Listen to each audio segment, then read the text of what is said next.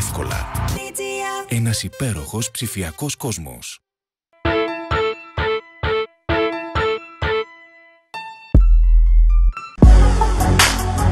Με διαχρονική φιλοσοφία κλασικής γαστρονομίας, ένα είναι το κινέζικο στην Αγία Παρασκευή, το Νάμα. Θεία λειτουργία ασιατικής κουζίνας, εινογνωσία, χώρος, ποιότητα, γευσηγνωσία. Όλα στη διάθεσή σας. Μαγειρεύουμε για τους φίλους μας, εσάς. Νάμα.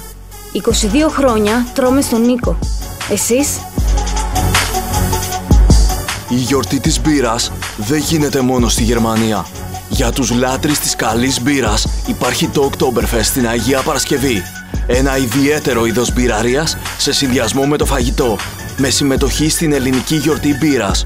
80 ετικέτες φιάλης, 40 ελληνικές μικροζυθοποιίες, 10 ετικέτες βαρέλι, σε ένα ζεστό χώρο που συνδυάζει το ξύλο με ερυθρούς φωτισμούς και πινελιές από πέτρα και δέρμα.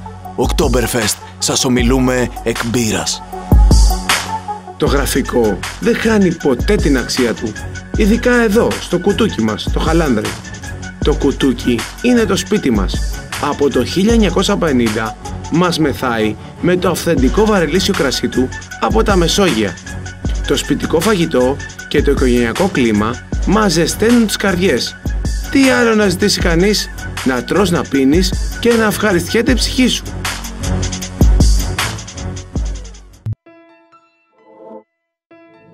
Αθανασίου, παρόν. Αναστασοπούλου, Δρούκα, Καρά, όλα.